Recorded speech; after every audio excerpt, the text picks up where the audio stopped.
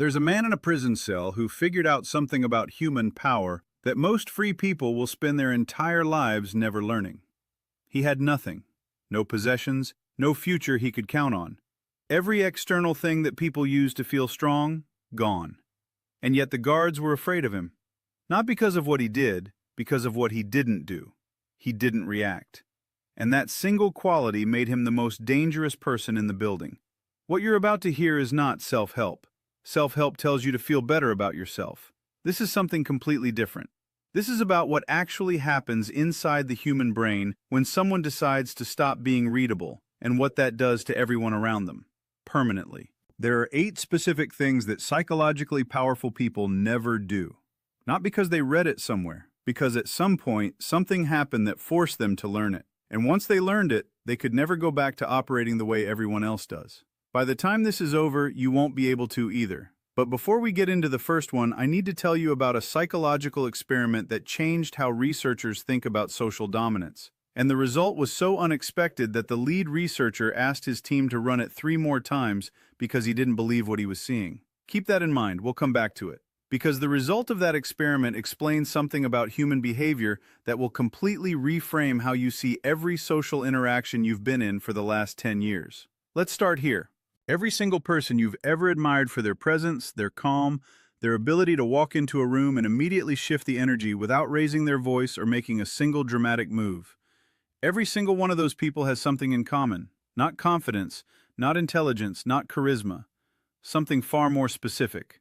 They stopped leaking. Here's what that means. The human nervous system is constantly broadcasting. Not with words, with micro-expressions, reaction timing, body language shifts, the speed at which your eyes move when someone says something that bothers you, the slight change in your breathing pattern when you feel threatened, the 0.3-second pause before you respond when you're not sure what to say. All of that is data, and every person you interact with is reading it. Not consciously, not deliberately, but the brain is a threat detection machine that has been running social pattern recognition for 200,000 years. It doesn't need to be told to analyze you. It does it automatically. When you react, when you rush to defend yourself, when you jump to explain your decisions to someone who didn't ask, you are flooding the room with data about where your edges are, where you're soft, what you're afraid of, what matters to you enough to make you move. And the moment someone has that map, they don't even need to use it consciously. The dynamic shifts. You can feel it shift, that subtle sense that the conversation isn't going the way you wanted, that you're somehow losing ground without knowing exactly where the ground went.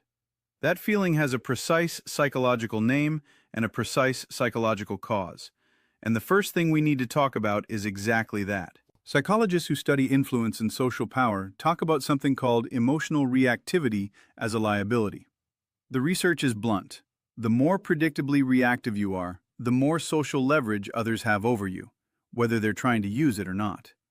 It's not that they're calculating it, it's that the human brain automatically increases its confidence around less reactive opponents and decreases confidence around more reactive ones.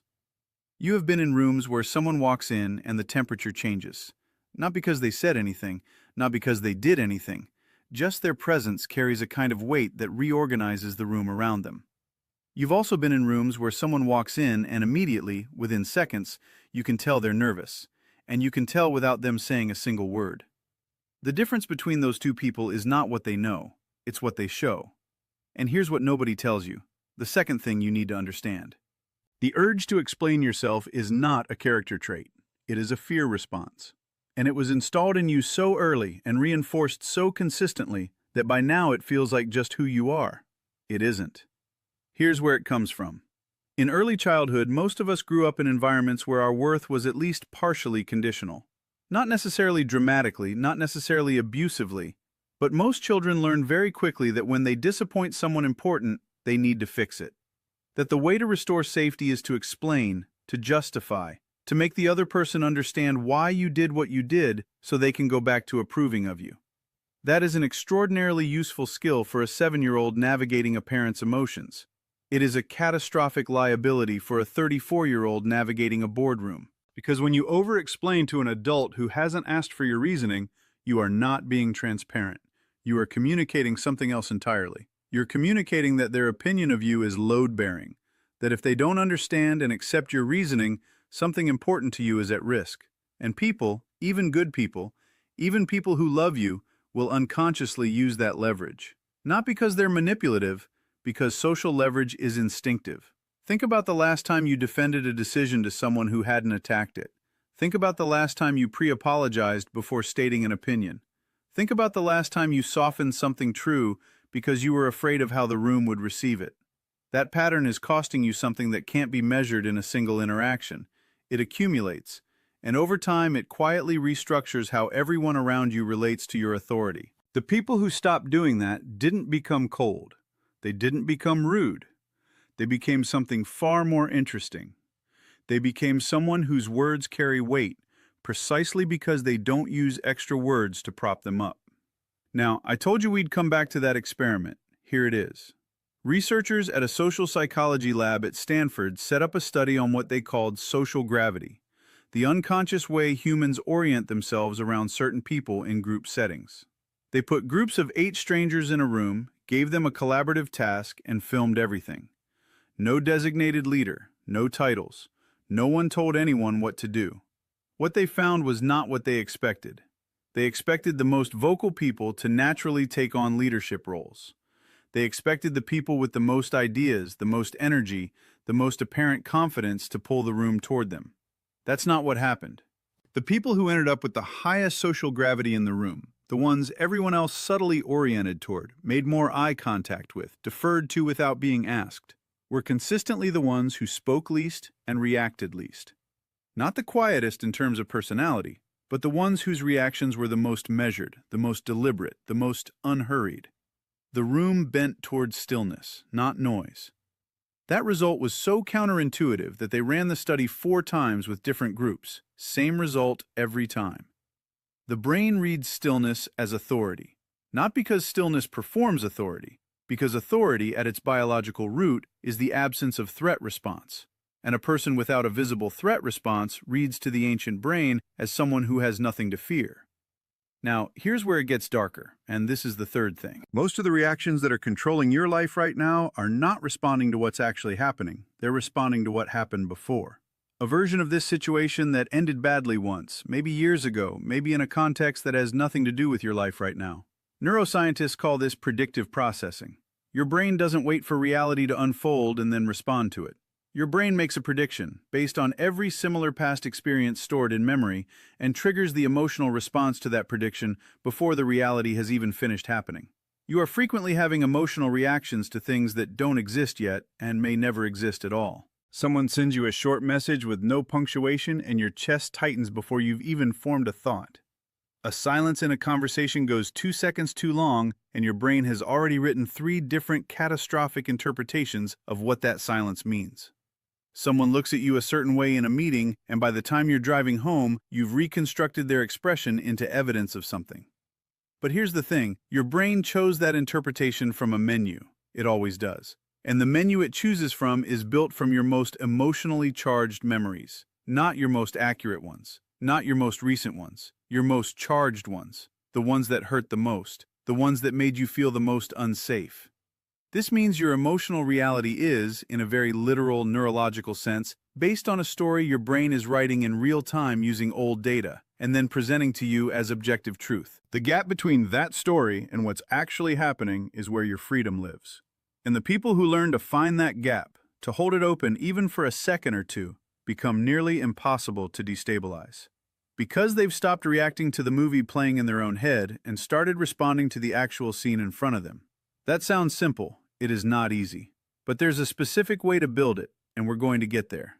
First, there's a 4th thing that almost nobody talks about because it sounds uncomfortable in a culture that constantly tells you to express yourself, share yourself, be yourself loudly and visibly. Your attention is not neutral. It is a signal of value. And right now, you are almost certainly distributing it in ways that are quietly destroying your social position. Here's the mechanism. The human brain is wired to assign importance based on what other brains treat as important. This is called social proof of relevance. When you respond to something immediately, when you drop what you're doing to react, when you let something clearly and visibly affect you, you have just told every brain in the room, and your own brain, that this thing matters, that this person has power, that their words carry enough weight to move you. When you don't respond? When you are genuinely unmoved, or when you choose the timing of your response rather than letting the other person choose it for you, the dynamic reverses. You have communicated, without a single word, that what just happened did not rise to the level of requiring your full attention, and that communication is more powerful than anything you could say in response. There's a reason the people who are hardest to manipulate are never the ones who argue back the most aggressively. The aggressive response is still a response. It still tells the other person that they got in. The hardest people to manipulate are the ones who seem to receive the attempt with the same mild, almost bored acknowledgement they'd give to weather. Oh, it's raining. Noted. Moving on. Now I want you to think about someone in your life right now. And I know this is going to land for someone watching this. Someone whose behavior consistently bothers you. Someone whose opinion you give far too much mental real estate to. Someone whose texts you check more often than you want to admit. Someone whose approval you've been quietly chasing for longer than you'd like to acknowledge. That dynamic exists not because of who they are. It exists because of the signal you've been sending them, continuously, about how much they matter. Every reaction is a deposit into their account. Every explanation is an investment in their opinion. Every time you adjusted your behavior to manage their feelings, you reinforced the architecture of that dynamic. And that architecture can be dismantled. Not through a confrontation, not through a dramatic speech, through the quiet, consistent withdrawal of reactions that were never serving you anyway. This brings us to the fifth thing, and this one is the deepest cut. The people in your immediate environment are quietly setting the ceiling on who you become, not through what they say to you, through what they model as normal. Human beings are the most sophisticated social mimics that have ever existed. We don't copy people deliberately, we absorb them. Their vocabulary seeps into yours. Their way of interpreting setbacks starts to feel like common sense. Their comfort with mediocrity, if that's what's present, begins to feel like wisdom. Like maybe your ambition was naive. Maybe you were being unrealistic. Maybe this is just how life works. It's not dramatic, it's atmospheric, like pressure. You don't feel it, it's just always there, shaping everything. Social psychologists have studied this for decades. The conclusion is always the same. The single greatest predictor of long-term trajectory, not talent, not circumstances, not opportunity, is the habitual social environment. The room you're in most often. The conversations you have most consistently. The emotional baseline of the people you return to at the end of every day. Now here's the uncomfortable question you need to ask yourself honestly. If you adopted the exact beliefs, habits, emotional patterns, and level of ambition of the 5 people you spend the most time with right now, where would you end up? If their ceiling became your ceiling, what would your life look like in 5 years? If that question doesn't produce a clean, confident answer, you already know what needs to change. This doesn't require drama. It doesn't require burning relationships. It requires something harder, actually. It requires a quiet, private, undramatic decision to stop spending unlimited time in environments that are pulling you backward, and start treating your time and attention as the finite, extraordinarily valuable resource that they are. Now, the sixth thing, and this one is going to seem like it contradicts everything I've said so far, until the moment it doesn't. The most socially powerful thing you can do, in the right moment, with the right person, is show them something real. Not everything, not constantly, not as a habit of emotional bleeding, but strategically, deliberately, selectively, show one real crack. Admit one real uncertainty. Share one thing that cost you something to say. Here's the neuroscience. The human brain, when it encounters someone who presents as completely polished, completely unreadable, completely without apparent flaw or doubt, raises its defenses, unconsciously. Because something that seems too perfect, too controlled, too seamless reads to the threat detection system as performance. And performance means unknown intent. And unknown intent means possible danger. But the moment someone reveals something genuine, a moment of doubt, a past failure they didn't need to mention, an honest admission in a room where they could have stayed hidden, something happens neurologically in the person watching. Oxytocin releases, the guard drops, and in the gap left by that dropped guard, trust floods in almost instantaneously. This is why the most commanding people you've ever met in your life are never the ones who seemed the most untouchable. They're the ones who seemed the most honest. There's a difference. Untouchable is a performance. Honest is a signal. And the human nervous system has been distinguishing between those two things since before language existed. The technique is precise. You choose the moment. You choose the audience. You choose the vulnerability that reveals strength, not weakness. The kind that says, I know this about myself. I've looked at it clearly, and I'm not afraid for you to know it too. That signal, I have nothing to hide, is worth more than 1,000 polished presentations. It creates loyalty. It creates trust. It creates the kind of connection that makes people want to see you win. And now, the 8th thing, the one I've been building toward, the one that holds all of it together. Because without this, none of the others will stick.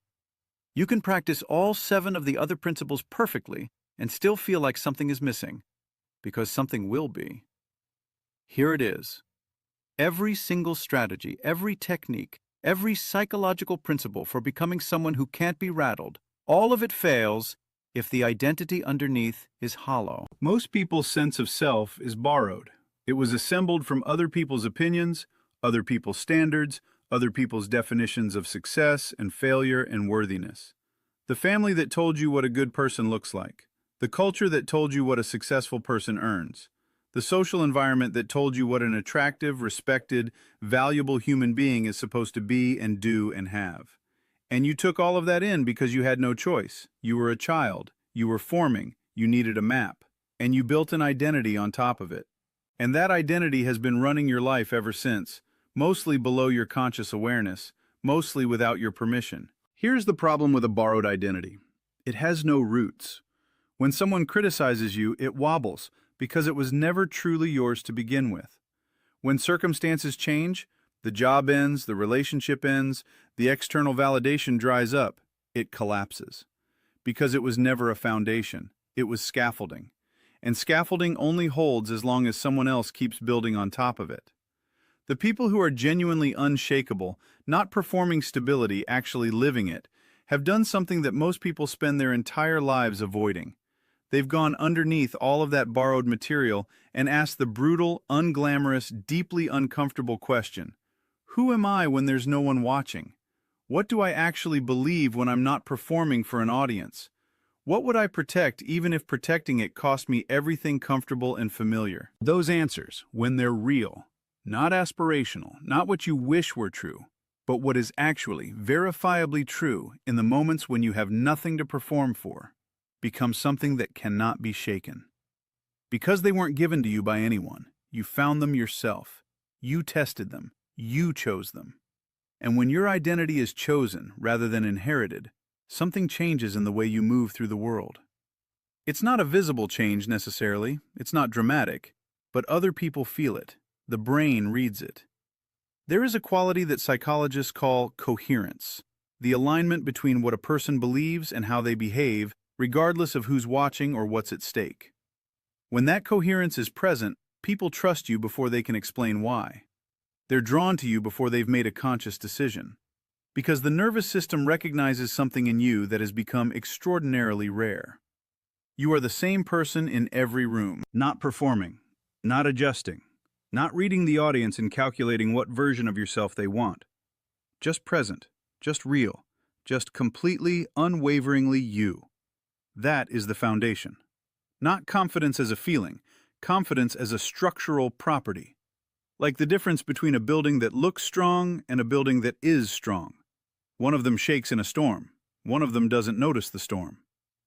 Here's the thing about all 8 of these.